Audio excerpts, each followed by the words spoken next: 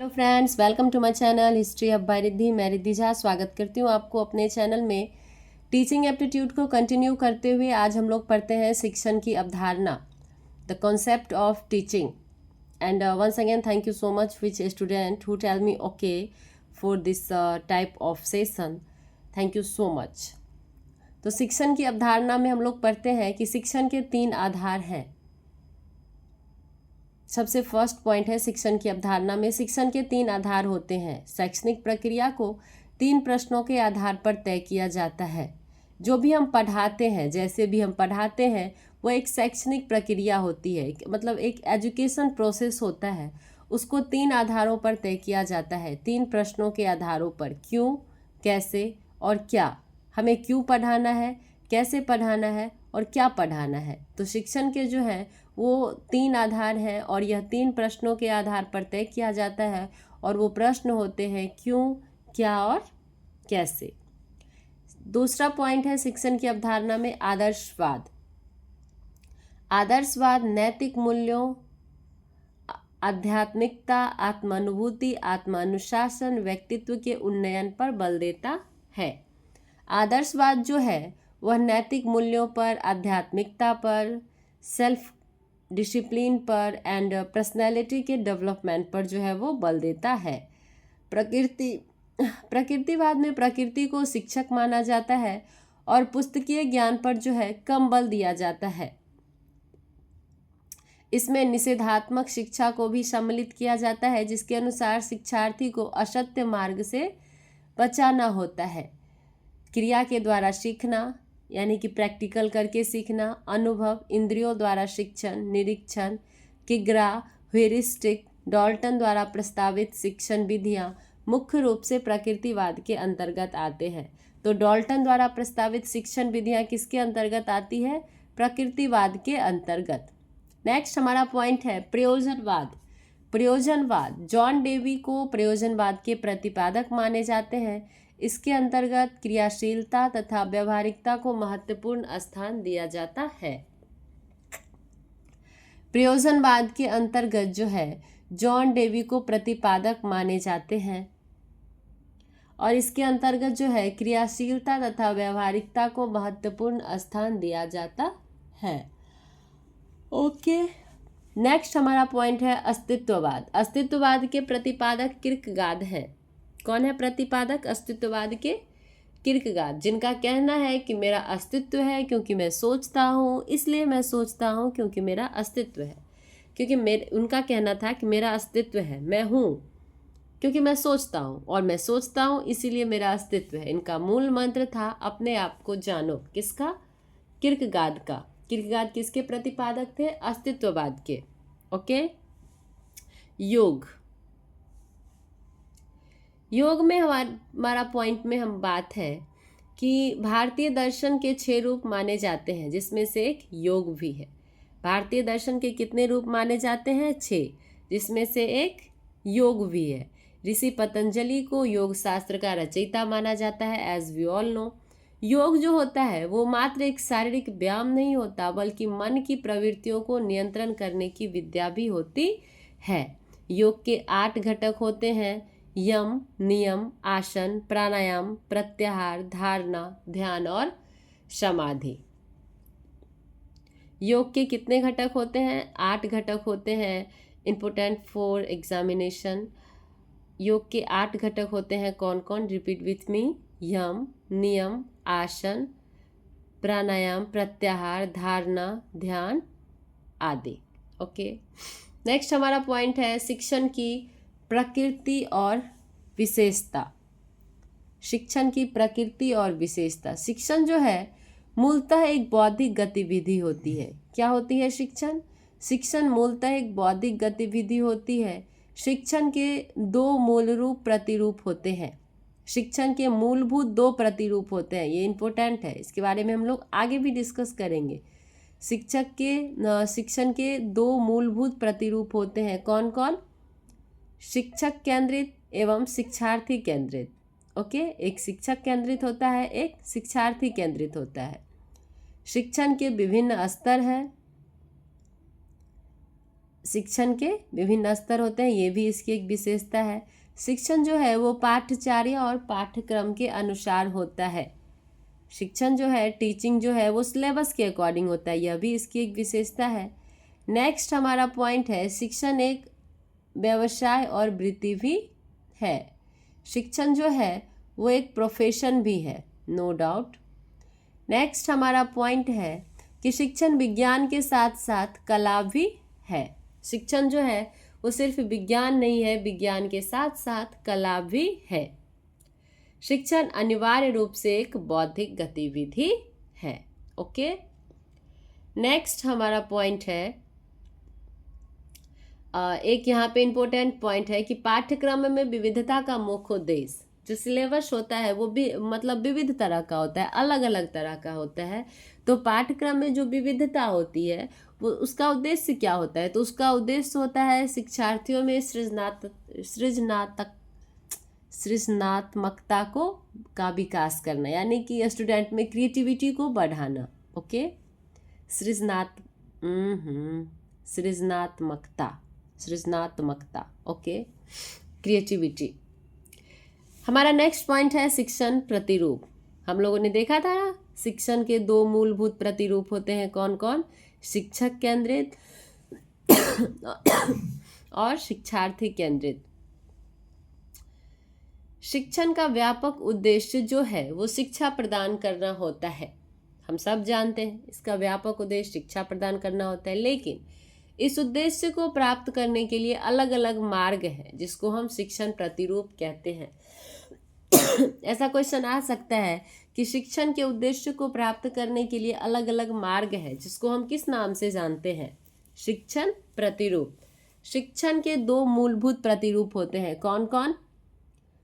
शिक्षक केंद्रित और शिक्षार्थी केंद्रित। लेट्स नो अबाउट शिक्षक केंद्रित दृष्टिकोण। इसमें यह होता है कि इसमें जो भी अधिगम होती है, जो भी प्रक्रिया होती है, किससे पढ़ना है, कैसे पढ़ना है, यह सब कुछ शिक्षक पे निर्भर करता है। जैसे कि नाम से ही स्पष्ट है, शिक्षक केंद्रित। ओके, शिक्षार्थी जो है वो सीखने के लिए, स्टूडेंट कुछ भी लर्न करने के लिए पूरी तरह से टीचर पे डिपेंड होते हैं। ओके, वो कुछ भी अपने मन से नहीं कर सकते, यह सब कुछ शिक्षक पे डिपेंड होता है कि कैसे पढ़ाना है, कितना पढ़ाना है एंड ऑल। ओके, और यहाँ पे इम्पोर्टेंट ये है कि इस दृष्टिकोण को आंग्ल भाषा में क्या कहा जाता है? पेडागोजी कहा जाता है। आंग्ल भाषा में क्या कहा जाता है शिक्षक केंद्रित को? पेडागोजी। ओके, जिसका अर्थ है शिक्षण का विज्ञान। इसका अर्थ क्या है? शिक्षण का विज्ञान। तो शिक्षक केंद्रित दृष्टिकोण को आंग्ल भाषा में पेडागोजी कहा जाता है। ये पेडागोजी इंपॉर्टेंट है, ये हमें याद रखने की जरूरत है कि पेडागोजी शब्द का अभिप्राय क्या है? शिक्षक केंद्रित दृष्टिकोण। ओके, शिक्षार्थी केंद्रित दृष्टिकोण यह होता है कि इसमें जो शिक्षक होते हैं वो सिर्फ शिक्षार्थी की, स्टूडेंट की सहायता करने के लिए होते हैं, उनका मार्गदर्शन करने के लिए होते हैं, उनके लिए एक ईजी इन्वायरमेंट तैयार करने के लिए होते हैं। शिक्षार्थी जो होते हैं वो आत्मनिर्देशित होते हैं, जैसे कि हम और आप हैं। ओके, और इस दृष्टिकोण को, शिक्षार्थी केंद्रित दृष्टिकोण को आंग्ल भाषा में एंड्रागोलॉजिकल कहा जाता है। तो शिक्षक केंद्रित को क्या कहा जाता है? पेडागोजी, और शिक्षार्थी केंद्रित को कहा जाता है एंड्रागोलॉजिकल। यहाँ इंपॉर्टेंट दो शब्द है, पेडागोजी और एंड्रागोलॉजिकल। बाकी चीज़ नाम से ही स्पष्ट है, तो वहाँ हमें उतनी ध्यान देने की ज़रूरत नहीं है। शिक्षण प्रतिरूप क्या होता है कि शिक्षक जो भी हम उद्देश्य प्राप्त करने के लिए अलग अलग मार्ग अपनाते हैं ना, शिक्षण के उद्देश्य को प्राप्त करने के लिए, उसको शिक्षण प्रतिरूप कहते हैं। यह दो तरह के होते हैं।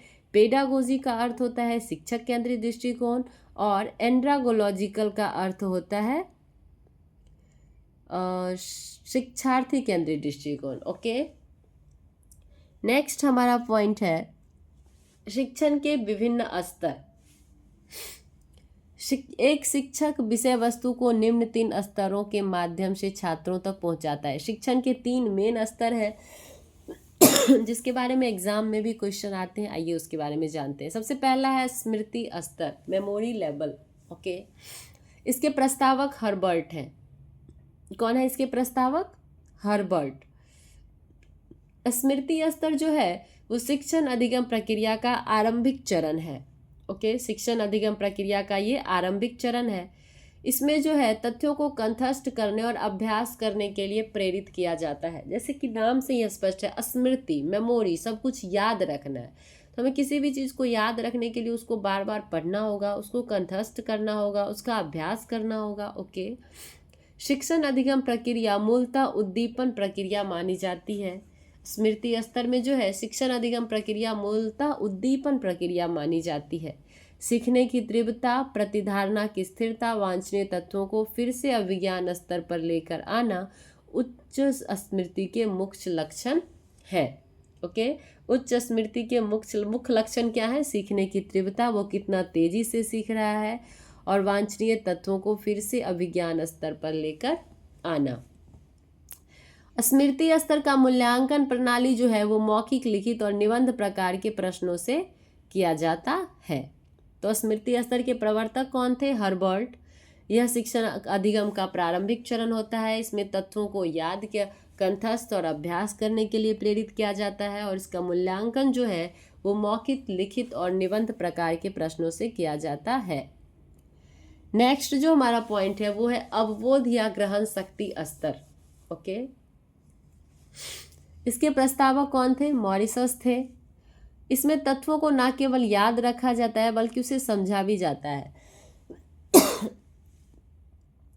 जैसे छोटे बच्चे सिर्फ चीज़ों को याद रखते हैं, लेकिन जब वो थोड़े बड़े हो जाते हैं तो हम उसको बोलते हैं कि सिर्फ रटो मत, उसको समझो भी। तो अवबोध स्तर में यही होता है कि सिर्फ उसे रटा नहीं जाता, उसे समझा भी जाता है। इस स्तर का उद्देश्य विषयों में दक्षता प्राप्त करने एवं सामान्यीकरण की क्षमता को विकसित करना है। इस स्तर का उद्देश्य क्या होता है कि विषयों में जो है वो स्टूडेंट दक्षता प्राप्त करे और जो है सामान्यीकरण की क्षमता को विकसित करे। सामान्यीकरण का अर्थ होता है अवधारणा, सिद्धांतों, संकल्पना, परिभाषाएं आदि को समझने की क्षमता विकसित करना। सामान्यीकरण का अर्थ क्या होता है? सामान्यीकरण का अर्थ होता है अवधारणा, सिद्धांतों, संकल्पना, परिभाषा आदि को समझने की क्षमता विकसित करना। यह शिक्षक एवं शिष्य दोनों के लिए तत्वों को आत्मसात करने हेतु सक्रिय भूमिका प्रदान करता है। अवबोध स्तर जो है वह शिक्षण और शिष्य दोनों के लिए तत्वों को आत्मसात करने हेतु सक्रिय भूमिका प्रदान करता है। मूल्यांकन प्रणाली जो है इसका मुख्य रूप से निबंध प्रकार के प्रश्नों, लघु उत्तरीय प्रश्न और वस्तुनिष्ठ प्रश्न में सम्मिलित किए जाते हैं। ओके, समझ गए हम लोग अवबोध स्तर। चिंतनशील स्तर नेक्स्ट हमारा है चिंतनशील स्तर। इसके प्रस्तावक जो है वो हंट है। ओके, इसके प्रस्तावक हंट थे और यह शिक्षण का जो है उच्चतम स्तर होता है। चिंतनशील स्तर, जब हम किसी चीज़ को याद कर लेते हैं, उसे समझ लेते हैं, तो फिर हम उसके बारे में सोचते हैं, उसके बारे में चिंतन करते हैं। तो इस स्तर के प्रस्तावक कौन थे? हंट। यह शिक्षण का उच्चतम स्तर है। स्मृति स्तर और ग्रहणशील स्तर दोनों इसका आधार है। यह शिक्षण का समस्या केंद्रित दृष्टिकोण है। ओके, इसमें हम प्रॉब्लम के बारे में भी चिंतन करते हैं।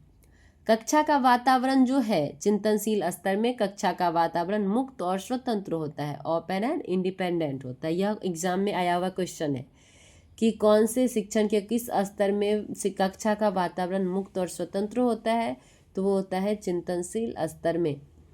यह स्तर विचारशील स्तर की शक्ति को विकसित करता है। ओके, और इसका परीक्षा जो है वो मुख्य रूप से निबंध प्रकार के प्रश्न उत्तरों का उपयोग किया जाता है।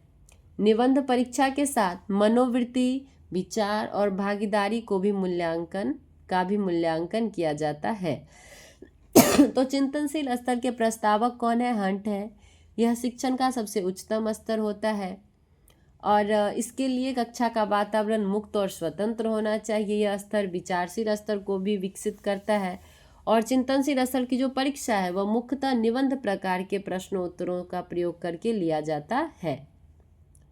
नेक्स्ट हमारा पॉइंट है, इसी में शिक्षण जो है वो पाठ्यचर्या और पाठ्यक्रम के अनुसार होता है। नो डाउट, पाठ्यचर्या को व्यापक तौर पर शैक्षिक प्रक्रिया के दौरान वांछित छात्र अनुभव करवाने के रूप में परिभाषित किया जाता है। ओके, शिक्षण पाठचर्या और पाठ्यक्रम के अनुसार होता है। पाठचर्या को व्यापक तौर पर शैक्षिक प्रक्रिया के दौरान वांछित काल अनुभव प्रदान करने के लिए किया जाता है। नेक्स्ट हमारा पॉइंट है पाठ्यक्रम और पाठचर्या।